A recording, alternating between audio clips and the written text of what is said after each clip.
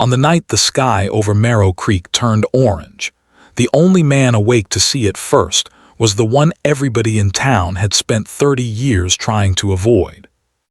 His name was Thaddeus Winterbourne, and he lived alone on 200 acres of dust-dry farmland at the edge of the small farming village of Marrow Creek, Nebraska, behind a fence line so overgrown with wild sumac that most folks forgot the property even had a gate.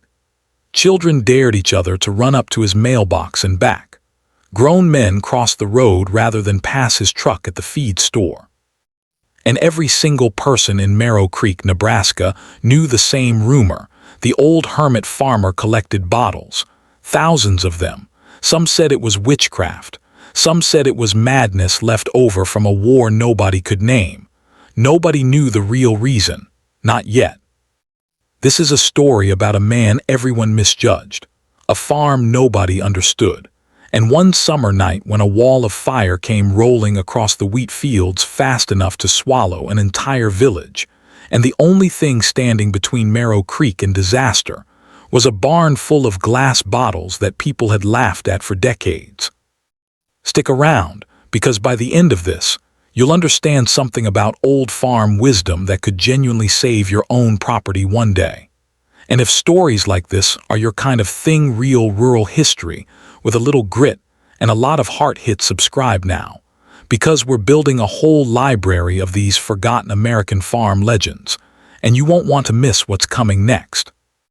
Now back to Thaddeus. He hadn't always been a hermit. Long before the bottles, before the sumac swallowed his fence, Thaddeus Winterbourne had been the kind of farmer other farmers asked for advice. He'd inherited the land from his father, a dryland wheat grower who'd survived the Dust Bowl by sheer stubbornness, and Thaddeus had grown up learning things that weren't in any agricultural textbook: how to read a cloud, how to smell rain 3 days out, how to know when the wind coming off the plains carried more than just dust. Then in the spring Thaddeus turned 34. A grass fire tore through the county during a drought so severe the creek beds had cracked like old pottery. It moved faster than anyone predicted, jumping fire breaks that should have held. Thaddeus lost half his cattle, his equipment barn, and in the chaos of that night his wife, Odessa, who'd gone back for the family dog and never made it out of the smoke in time. After that, Thaddeus changed. He sold off most of his herd, stopped going to church suppers, stopped answering when neighbors waved, and he started collecting bottles. At first it was just a few old medicine bottles he'd dig up while plowing, cobalt blue and amber glass from decades past, some over 100 years old, buried by farmers who came before his father. But then it became something else. He started driving to estate sales 3 counties over. He traded eggs and canned preserves for crates of dusty glass. He wrote letters to antique dealers in Ohio and Kansas. Within a decade, his old hay barn, the one still standing after the fire, had shelves floor to ceiling, packed with what would eventually total over 1,000 bottles. Apothecary jars, soda bottles, canning jars, whiskey flasks, milk bottles with faded dairy names from farms that no longer existed. The town decided he'd lost his mind grieving Odessa. Truth was, Thaddeus had found a kind of purpose, but even he didn't fully understand at first exactly what that purpose would turn out to be. Here's where the story gets interesting, and where the real lesson for anyone who owns land, especially in a dry climate, starts to take shape. Thaddeus wasn't just collecting bottles randomly. He was studying something. Buried in his father's old journals, handwritten notes going back to the 1930s were detailed accounts of how the previous generation had survived wildfires on the open plains before modern fire departments and municipal water lines existed anywhere near Marrow Creek. And one detail kept repeating in those journals: water storage. Dozens of small, distributed reserves of water, positioned strategically around a property, could mean the difference between losing everything and saving what mattered. Glass bottles, it turned out, were nearly perfect for this. They didn't degrade like plastic in sunlight. They didn't rust like metal. They could be buried, half buried, or lined along a barn's foundation, filled with water and left for years without maintenance. Thaddeus's father had used the technique after the Dust Bowl fires, when the family had almost nothing else to work with.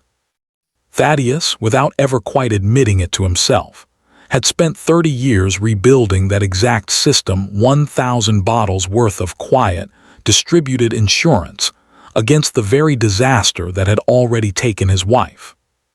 Every bottle in that barn was filled. Everyone had a purpose. The townsfolk who mocked him never knew that underneath his eccentric hobby was one of the oldest, most practical pieces of agricultural fire, wisdom in American farming history, wisdom that had mostly died out along with the generation that needed it. Now let's get to the night everything changed. It was the third week of August, during a drought that older residents were already comparing to the one from Thaddeus's youth.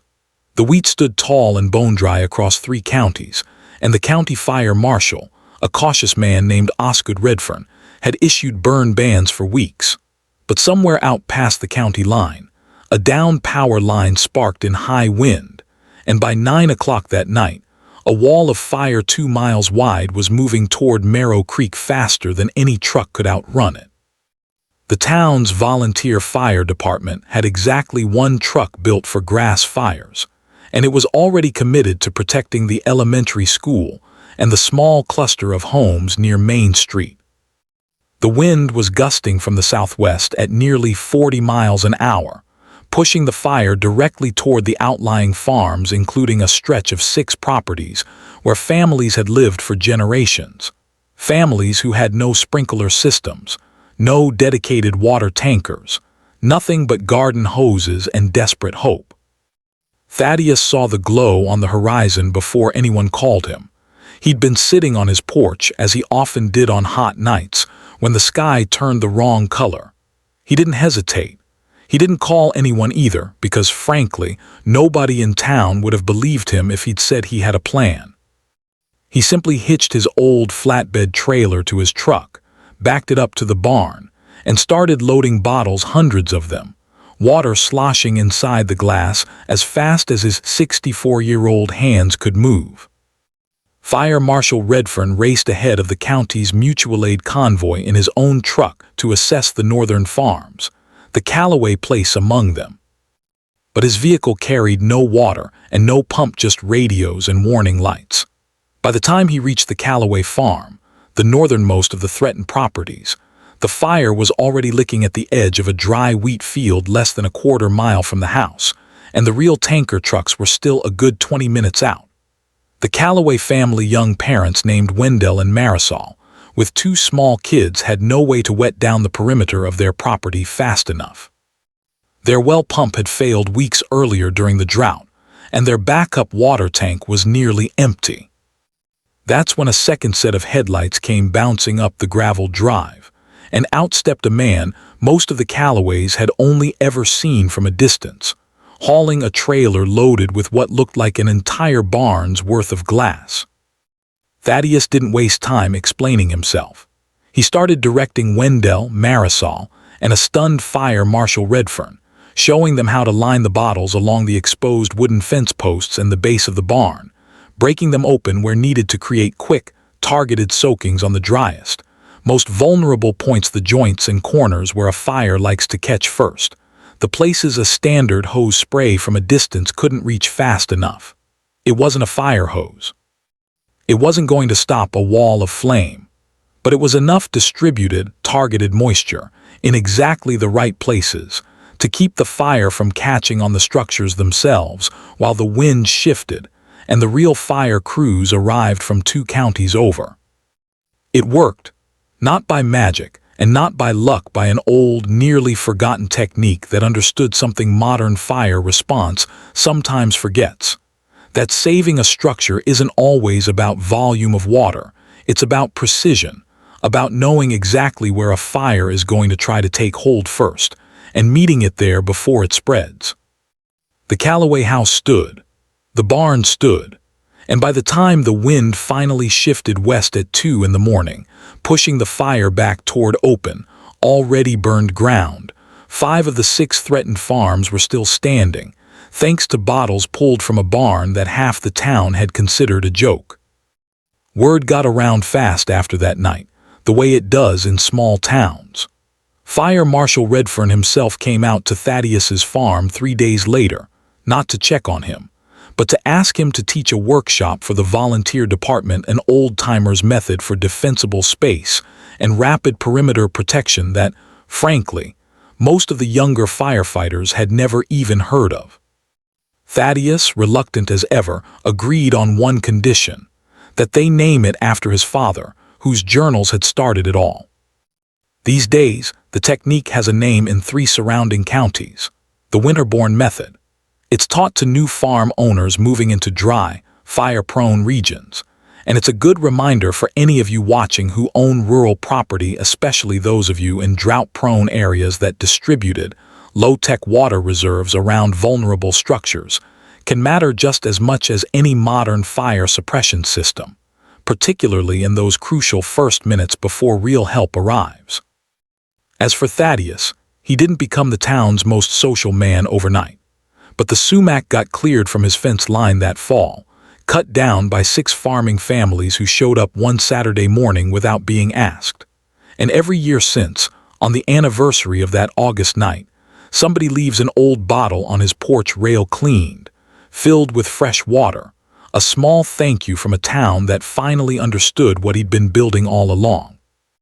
If you enjoyed this story, make sure you're subscribed, because we're telling more real American farm legends every week, stories about the land, the people who worked it, and the hard-won wisdom that's easy to forget in the modern world. Drop a comment and let us know what old farming technique you'd like us to dig into next. Until then, take care of your land, and we'll see you in the next story.